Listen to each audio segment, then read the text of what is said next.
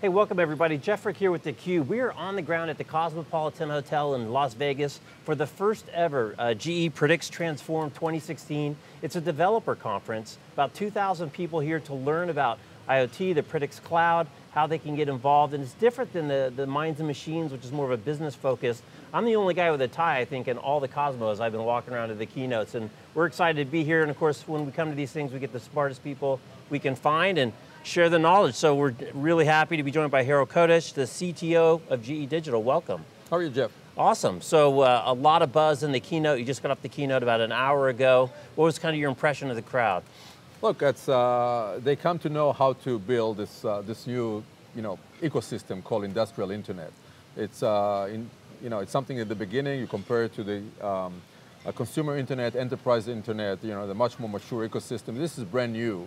So people feel that there is a history in the making. And as I was telling them, 5 years from now, they look back and Transform 2016, they'll be able to tell themselves this is where it all began. Yeah, well actually we were there at the very beginning. Beth and Bill invited theCUBE to the initial launch at the Jewish History Museum in 2013, the original industrial internet launch. So it's amazing how far it's come. But most recently is the cloud, the Predicts Cloud. So You've been in the industry a long time, you're at EMC, at VMware, so you kind of have a cloud perspective. What makes the Predicts Cloud special and different than kind of what people are used to in kind of a traditional business cloud application? I would say that there are about 4 areas that differentiates from anything else. First, every cloud has its own key abstractions, what you're dealing with. You can deal with all kinds of things, but if you think about a document-based cloud along the lines of what Microsoft is building, it's for documents, it's for abstractions. You can do other things too, but we are focused on what we call assets. You have clouds or systems that are all about ERP, a system of records, right? In our case, it's about system of assets. The assets can be the big dirty rotating machinery, can be small things like a pump or heat exchanger, can be a blade in a jet engine. But the idea is that that cloud allows us to aggregate all those pieces, parts, into sub-assemblies, assemblies, whole devices, and then fleets of whole devices. So you can model a manufacturing plant, you can model a full airline with Predicts. So this is one thing. The second thing is that the system that we're building are dealing with critical infrastructure as deemed by the government or the operators. If you're going to go and deal with a railway system and the railway system is down, it's a critical infrastructure at the security level, at the national level. So many companies and many countries would require us to keep the information and the data in the same jurisdiction as it was generated. As, let's say, compared to a repository where you store a bunch of pictures, if you're a 16-year-old girl in Tokyo or Tel Aviv or New York, you really don't care where the information is stored. Our operators do, so we have to right-scale the support to make sure that we build data centers at the right level, not too big, not too small, but at the right jurisdictions where those data are pieces of data are going to be created and analyzed. So number 2. Number 3 is that if you think about the core execution units that we have, is all about machine learning. We ingest the data, store the data, drive insights based on how we analyze the data. And so when you look at that, we have to build machine learning stack that are very low on false positive. In other words, identify very accurately when you have a problem, and very low on a false negative. And this is where you identify very accurately we don't have a problem. So think about us identifying there is an issue with a jet engine. You send a crew, you send a bunch of winches, you loan the airline a new engine to run while you take it to the shop. Then you take it to the shop and you realize that there's nothing wrong with that. That's hundreds of thousands of dollars right there, before you even start dealing with the problem. So our customers require that we'll be very accurate in identifying when there's a problem, and but also not cry wolf, wolf every time we see a shadow of a problem. That means that our machine learning algorithm will have to be of a different breed than what you have for consumers. Networks are much less sensitive to that kind of a problem. Right, right. So Guy, you touched on all kinds of things. So I want to start with really kind of the IT versus the OT thing, because you mentioned you've got a long IT background. OT is all this machinery and gear, it's been running forever. As the marriage of those two things comes together, what's been the biggest hurdle? What's the biggest opportunity to bring those two systems together? So IT systems, for most part, really don't care where the information is generated.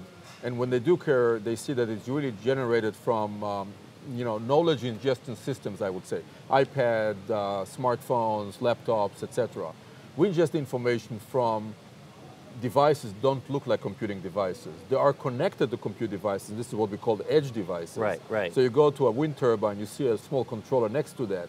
That controller can compute, but we have to take the information from there. 40% of the data that the industrial internet generates is spurious. So the sensor is about to get fried, the reading of the sensor is off the charts.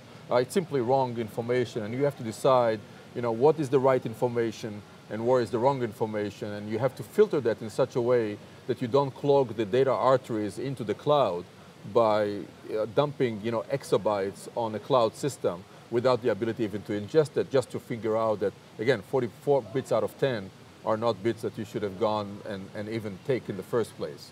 So that level of dealing with the real world problems, and not necessarily in a knowledge enterprise, that at least most of my career was spent on, is really the big difference between the OT and the IT side. And the other thing that you mentioned, and I think it came up in the keynote, looking at some of the notes, is most of this machinery works pretty well. It's been working pretty well for a long time. So kind of the data flow relative to the problems is huge relative to the things you actually have to pay attention to. And the other thing that's so different than in an IT environment is you can control the physical environment, the circumstance.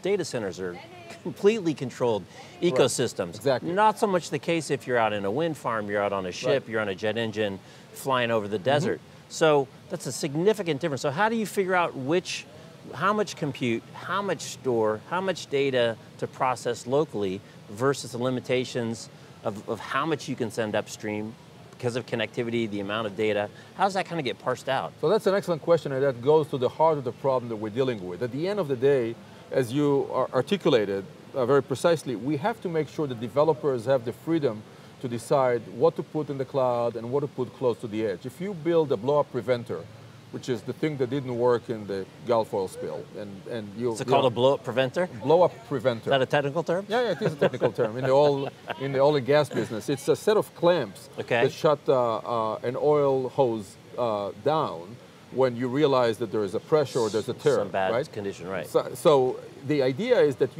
nobody with the right mind would like to run a blow-up preventer in the cloud. They would like to run it very close to the drill, right? At the same time... It's a little thing called latency. Exactly. Well, latency and inclement condition, the cloud may, God forbid, may not be even available.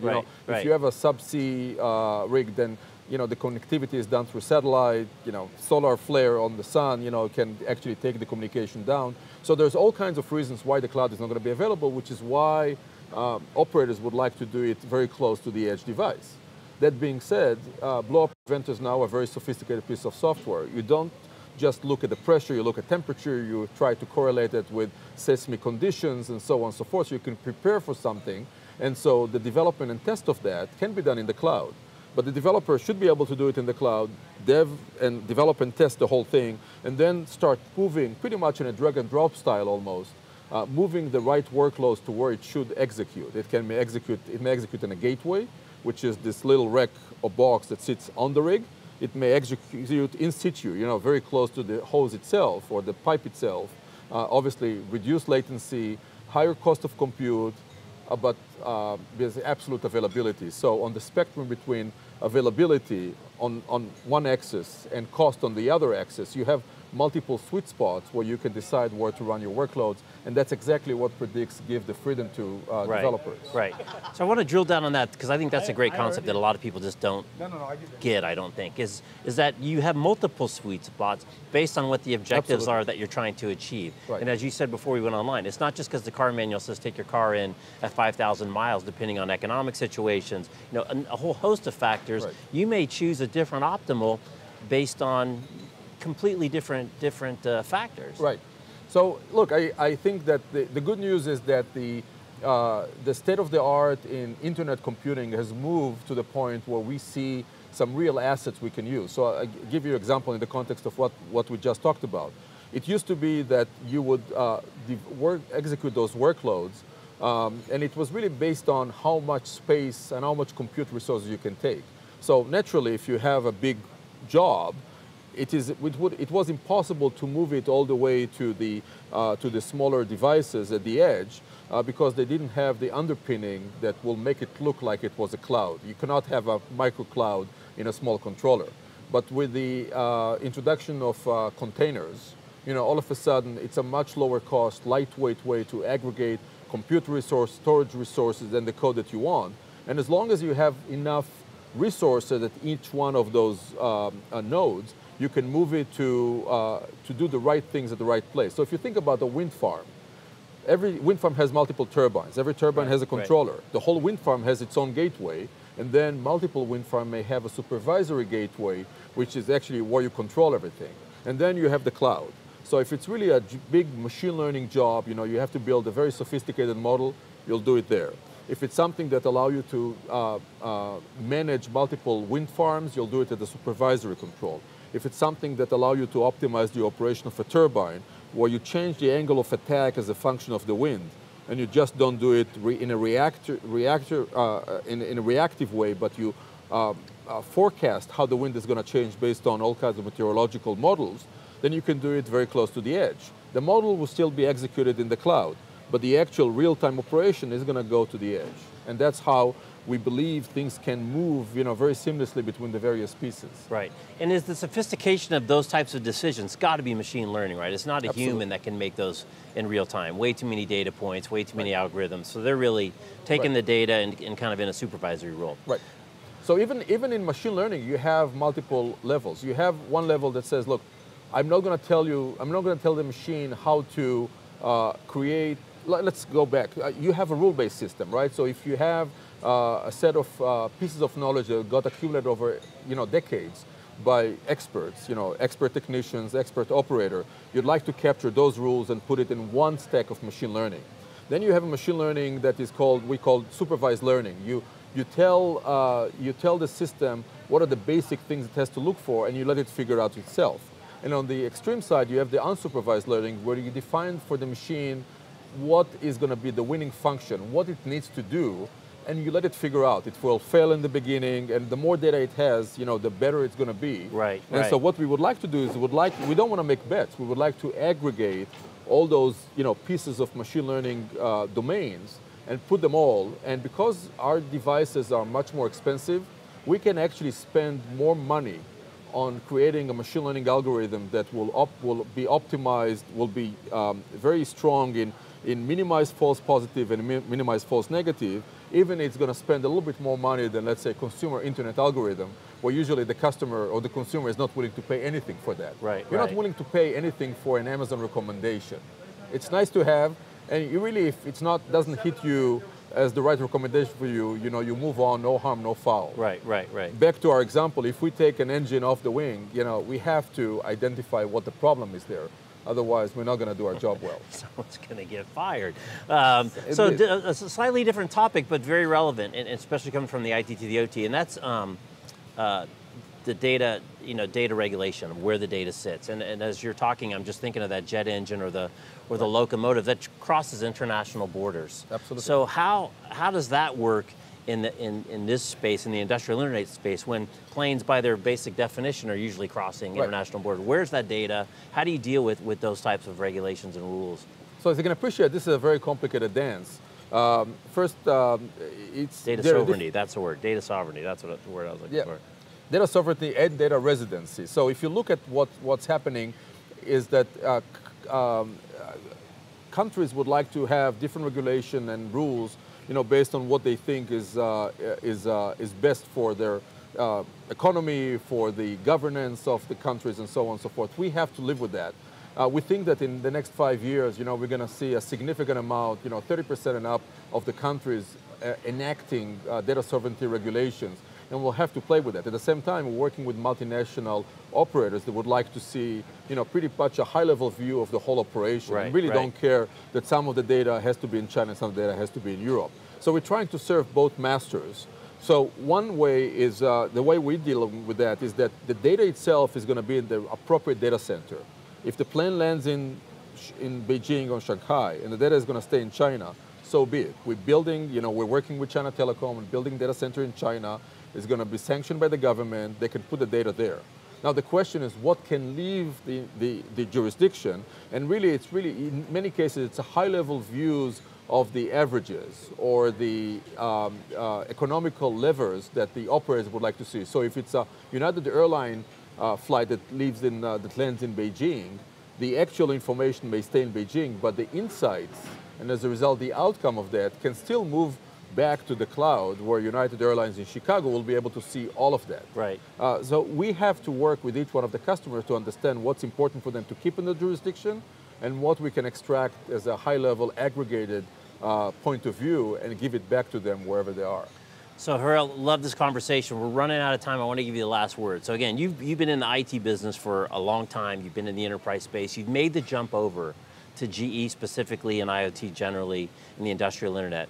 What are you excited about? Why'd you make that move? As you kind of look down the road, I won't say 5 years, that's forever in our world. A couple of years, 2 years, 3 years. What's waking you up in the morning? So what I'm excited about is the fact that Predix is going to be the only cloud that is pure industrial internet. Other companies and other cloud operators, and we have about 5 or 6, at the mega scale level, would argue that you can do it, a cloud is a cloud is a cloud. I would beg to differ. I think that as you follow the bit from the edge device all the way to the cloud, you see it behaves differently, it gets a different articulation, different analysis. What keeps me awake at night is just the fact that we have to grow this thing and we have to get enough developers. The consumer world has benefited tremendously from the tribe of developers descending on a problem, be it shared rides or auction, and really make life easier for all of us. We cannot even remember the time when you had to go to a real store and buy the stuff. You look at Amazon or eBay today. We intend to make the same thing in a much more regulated, much more disciplined environment. But the important thing is just to grow the tribe, to have enough developers knowledgeable about Predix and the Predix-related abstraction, and this is what we're all about. This is what this conference is all about. A heck of a start. I tell you, we go to a lot of conferences, a lot of developer conferences, and I don't know that I've ever been to one inaugural one that had 2,000 people, so you're clearly on the right track. Oh, thank you very much. Absolutely. Well, thank you for stopping by. I appreciate it, and best of luck. We'll see you maybe at Minds and Machines. Absolutely. Looking forward to it. All right, Harel Kodesh, the CTO of GE Digital. I'm Jeff Frick. You're watching theCUBE. Thanks for watching.